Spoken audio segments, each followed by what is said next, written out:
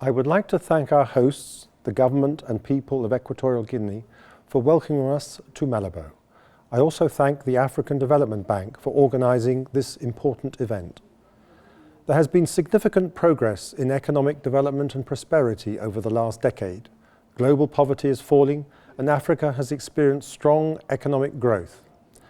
Africa is a continent alive with opportunity, but progress has not been uniform, and for too many people, everyday improvements to education, health and security still feel far too distant. Risks to continued or slower growth are presented by climate change, conflict, vulnerability to debt, distress, and political uncertainties. In addition, Africa has the world's youngest and fastest growing population, set to double to 2 billion by 2050. Job creation and human capital investment are outpaced by population growth. Africa's long-term success matters particularly to the UK, and it is in the interest of all members of the bank to support a strong, prosperous and peaceful Africa. Strengthening our partnership with African nations and institutions is a key element of our Global Britain vision. Specifically, Global Britain is about reinvesting in our relationships across the world, expanding and deepening our overseas network, working with others to face challenges and advance common interests. This includes building on the progress made at the Commonwealth Summit and its commitment to invest in our shared futures. For example, through an African Investment Summit next year. The UK government is also scaling up our engagement with the African Development Bank as part of this commitment to strengthen partnerships with African institutions under our new strategic approach. The Sustainable Development Goals set us a collective challenge to tackle the causes and symptoms of poverty and inequality. This annual meeting is a chance to reflect on the contribution the bank is making towards these goals.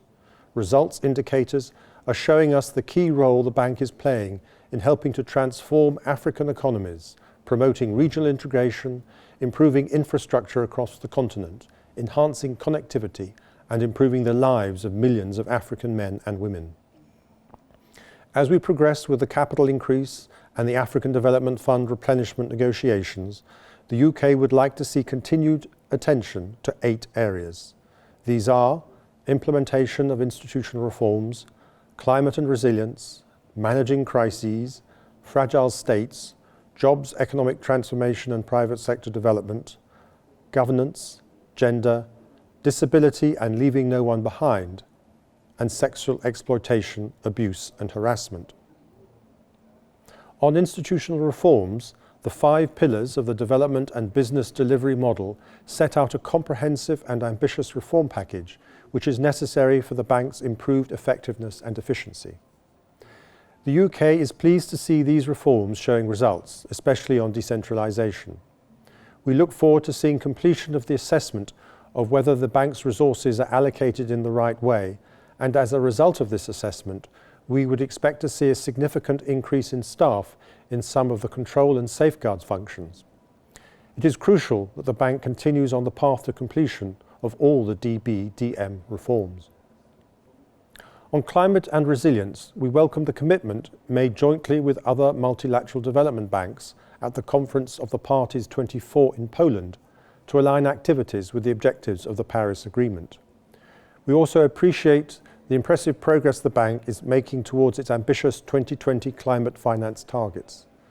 We are very keen that the bank delivers on both, sets a climate finance target post-2020 that is at least as ambitious as the current one, and strengthens its focus on enhancing resilience and low-carbon development. On crisis management, the vulnerability of the region to natural and man-made disasters means responding to crises as well as supporting preparedness and greater resilience at all levels.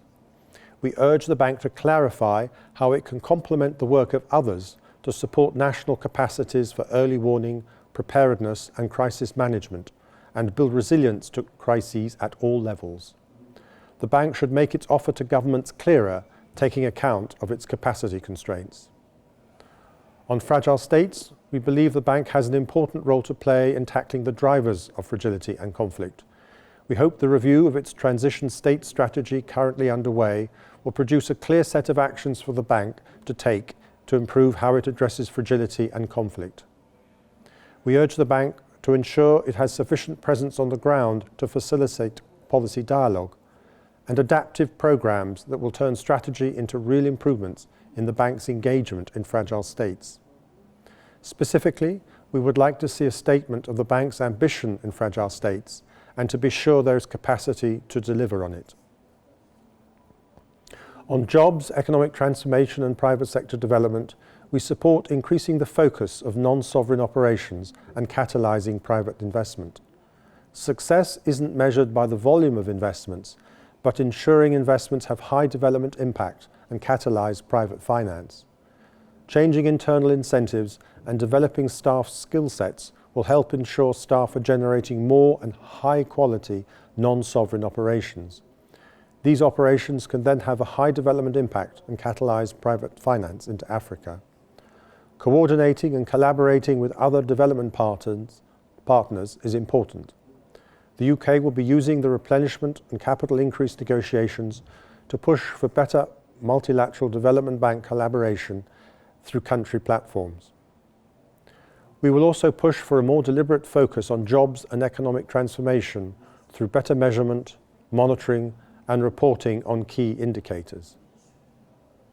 On governance, we would like to see the bank use its experience and its close relationships with African governments to champion and embed a stronger culture of transparency amongst its clients and downstream partners. This will involve, at times, having tough conversations, and it will involve improvement in the bank's capacity to add value in policy dialogue.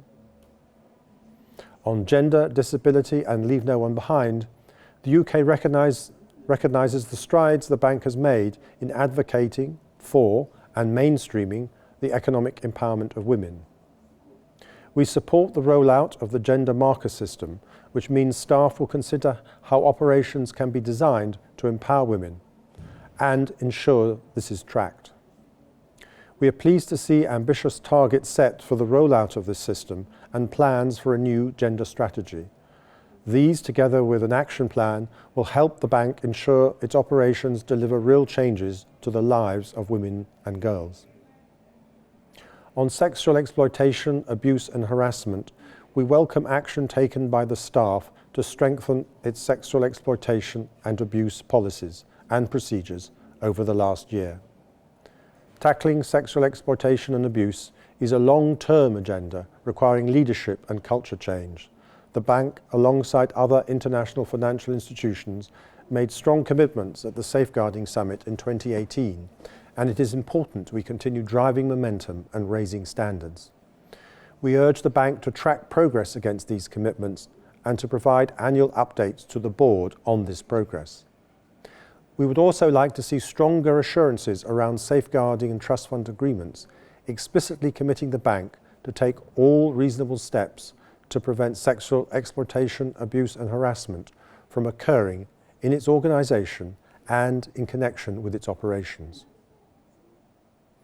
In conclusion, we recognise the important role that the bank can play in promoting inclusive growth and poverty reduction in African countries. For example, the bank's targets to have constructed or rehabilitated almost 10,000 kilometres of road by 2025 and to have installed over 5,000 megawatts of new renewable power by 2025. The bank is a valued strategic partner for the UK. We are pleased to work together and with other development partners to overcome the economic challenges across the continent and realise the many opportunities. We look forward to the bank taking the remaining steps needed to secure both a successful capital increase and African fund replenishment this year, achievements that will enable it to make a really substantial contribution to the future of Africa.